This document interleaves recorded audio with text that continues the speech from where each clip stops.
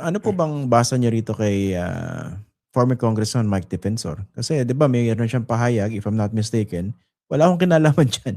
Pero siya yung pumopronta, siya nagsasalita. Anong basa niyo Yun sa kanya? yun nga po yun, eh. Yung sinasabi mong wala kang kinalaman pero todo banat ka na sinabi ng 18 Marines ganito, ganyan. Eh, kung talagang nanisigurado rin po kayo, bilang isang Pilipino, karapatan po niya, kung may alam siyang korapsyon, may ebidensya siya, siya po mismo magreklamo. Mag-file po siya ng reklamo. Nasa batas naman po yan. Kahit sino po sa atin ay may obligasyong magreklamo kung may natuklasan tayo pong katiwalian. At lalong-lalo na very active po siya, isa siyang personalidad. Nakita ko rin po yung sinasabi niya, bakit naman panggigipit ito? Dahil pati asawa ko pinatawag. Hindi po kami ang naglagay sa sitwasyon na yun sa asawa niya. Siya po dahil yung sasakyan na ginamit ng mga Marines, nung chinek po namin sa LTO, sasakyan nakarehistro sa asawa niya. At sabi nga po namin, tinitignan namin lahat ng anggulo, gusto po namin malaman ano bang partisipasyon niyo po dito. So far, anong base sa mga nakalap ninyo, ano bang tingin niyo sa partisipasyon dito ni Mike Defensor? Well, eh, hindi po siya nagsalita kanina eh. Sabi niya, right to remain silent. Yun ang sabi ng abogado niya. Napakagaling naman abogado po ni Atty. Topacio. Pag sinabi mong right to remain silent, ibig sabihin, ikinoconsider mo yung sarili mo na suspect ka sa isang gawain. Dahil kung nandoon ka lang, inimbita ka namin, sinumpi na to shed light, hindi ka pa naman kinoconsider na may ginawang kasamaan. Pero kung ikaw mismo magsasabi, abogado mo, huwag kang magsalita, right to remain silent. Ibig sabihin, natatakot ka din sasabihin mo, may incriminate ka sa isang krimen. Ang Mm. problema nga po namin, hindi naman po nag-participate, pero we will consider na binigay namin sa kanyang pagkakataong magsalita is a waiver of his right para marinig dito sa proceedings na to. At kung saan po yung magiging findings namin base sa ibang testimonya at ebidensya, doon po namin ilalagay kung ano naging partisipasyon po niya. Yung po identity nung, 18 na nag-a-accuse, ano po yung na-establish niyo? Ilan po ba talaga diyan for the record yung dating Marines o kung ano man? Ano ba sila talaga? Kanina po, 16 lang yung dumalo out of Hmm. 18. Yung dalawa raw po may personal na commitment na. So doon po sa ano, sa kanina na validate, based doon po sa present nilang dokumento, 14 is ano po, mga dating Marines. Yung dalawa, Army, pero yung isa reservist lang. So yung po Hmm. yung pinakita nila. But of course, we have yet to validate it with the official roster of the Philippine Marines dahil may iba pong report na lumadating sa amin noon pa man. Yun po yung Which is establish. ano po yung report na dumarating sa inyo? Well, not all of them are members of the Marine Corps. Yun po. So, pwede nating tingnan doon sa Marines. Kasi ginamit nilang pangalan, 18 Marines. Ngayon, lumalabas, may Army pala. So, maaaring doon po yung amin pong titingnan kung ano talaga. Pero, ang initial verifications na namin pa po nung first week pa lang March, meron pong ilan sa kanila na may mga kaso na iba't ibang klase ng kaso po na hindi pa po fully validated kung natapos na yung kaso or kung anong naging dahilan sa pagkatapos po ng kaso. So, yun po yung isang tinitingnan pa po natin diyan. Kaya nga po yung masusi yung investigation, medyo marami po kaming mga ahente at investigador na ina-assign po dito dahil yung 18 nga po napakarami. Kaya para dumali po sana pare-parehas yung investigasyon at kung sigurado nga silang merong dapat ireklamo at kasuhan doon sa pinakamaganda po talaga mag-issue sila ng individual affidavit po nila saying kung ano yung participation at diretsong ituro yung mga tao po na inaakusahan po Mm. nila. Yung po bang pero na-establish niyo po ba na yung 18 na yun talagang nagtrabaho kay Zaldico? And What, kung ganun po nga, ano pong nature ng kanilang serbisyo?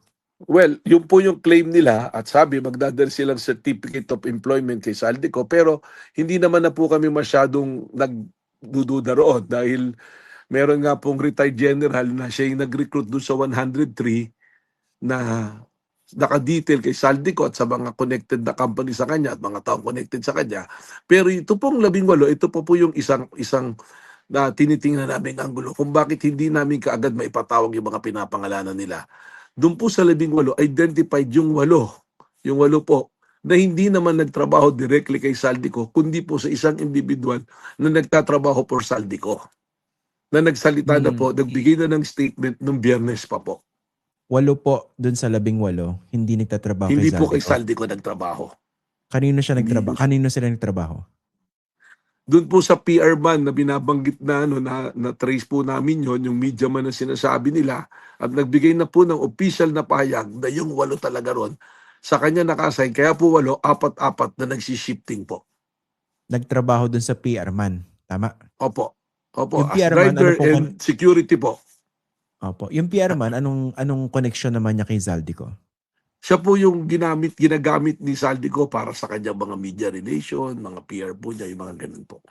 Pwede po bang pangalanan nito or hindi po? Pakisuyo na lang po, pasensya na, wag po muna ngayon kasi we are also sa a concern of his security po eh. Kasi may mga nakarating sa aming report na hinahanap po siya eh, nung malamang nagbigay po ng statement po Pahayag. sa amin. Opo. Okay. Yung ba binabanggit yung ano, no, dating general na nag-recruit nitong 103 individuals, tama po? Para mag-work Opo. kay Zaldico? Tama po ba? Opo. Tama po. Sabi niyo sa previous interviews, PMA, member ng PMA Batch 75 po, no? 1975, tama po yan. Kaya po nabanggit nga namin yan, sir, para malinaw lang po. Dahil doon sa isang anggulo nga na maaaring baka biktima tong mga tao na to. Dahil, ang sinasabi, may kontrata to kay Saldico na mahabang period, parang 2 taon, hindi po sigurado 2 years, nag-receiving a good hefty allowance po as salary. Ngayon, nung umalis po si Saldico, nung pag-alis ni Saldico, ang istorya pong nakarating sa amin, nag-iwan ng 200 million pesos to take good care of that 103 security. Matuloy Mm. yung sweldo nila, kung ano yung pag-aalaga sa kanya. At lumalabas na hindi nangyari yon. Binigyan lang ng tagpi 50,000 itong mga Marines po na ito, itong mga security na to. Kaya ang sabi, ito ba nga to, matagal na, mga 5, after 5 months, naghihirap na, naghahanap ng sisilungan, tapos ito na bigla nang lumabas. Yun po yung isang anggulo na aming pinag-iimbestigan at tinutumbok po namin. Kaya po Can you, lumutang yung pangalan ng nalagit po yung retired general na yan, na nagtatrabaho kay Saldico, na nag-recruit po dyan sa 103 na yan. okay. Ipupurso ko po itong linya na ito, no? Can you be more precise? So mukha bang ano, ang tinitinan yung anggulo, pwedeng binayaran o sinuhulan nitong 18 dahil sa kanilang sitwasyon para kumanta o maghabi ng ganitong kwento? Yun na nga po, diretso ko na rin po sasagutin eh. Kasi po, dun sa mga unang na-interview namin, lumutang po yan eh.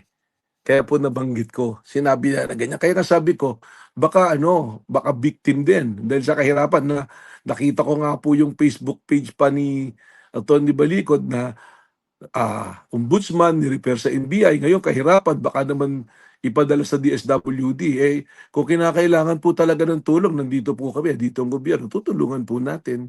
Yung pong mga ganun na patutsada, mahirap na sanang patulan. Pero baka kailangan po talaga. Kaysa naman po mapunta pa sa paghahabi ng mga istorya o paggawa ng mga bagay na mali, tutulungan po ng gobyerno. Tutulungan po namin sa NBI. Yung dating general na binabanggit ninyo, ano po ba yan? Nagserbisyo sa police, sa PNP o sa AFP? Sa Philippine Army po. Alam ko naman Ah, po siguro, more or less, kayo po mga nasa media, may idea na rin kayo kung sino. Kaya lang, may sinisiro lang po kami mga bagay, may mga sinisiguro lang po kami.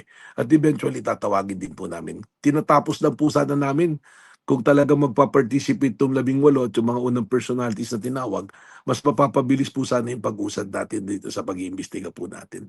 okay. Ano po yung ano, yung relevance nitong o yung kahalagahan nitong dating general na ito dito sa pinupurso ninyong anggulo? Well, yung binanggit po, kung totoo may iniwang 200 million to take care of them at kung hindi nga talaga nabigay, paring magpatunay dun sa jury na tinitingnan po natin. Pangalawa, yung pong 103, ano ba talaga yung designation? Saan ba talaga sila napapunta? Kung ikaw ang in charge sa pagdi-deploy sa kanila, baka po pati yung mga specific na occasions, locations, and dates, mabigay po niya. Malaman po niya be the one in charge of taking care of the security and the manpower po na nagsisecure. So Ito po very banda critical din po. Opo, ito po ba dating general kaibigan nito ni Zaldico? At paano siyang napasok sa eksena para Ano mag-recruit? po ang initial ano po namin, he's working, I don't know if he's still working with one of the companies of Saldico po.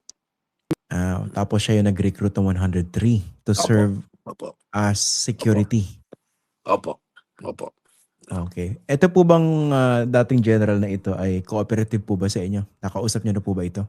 Hindi pa po, wala pa po. Yung po aming mga binabanggit na yan, mga leads pa lang po doon sa mga investigasyon po naming nauna.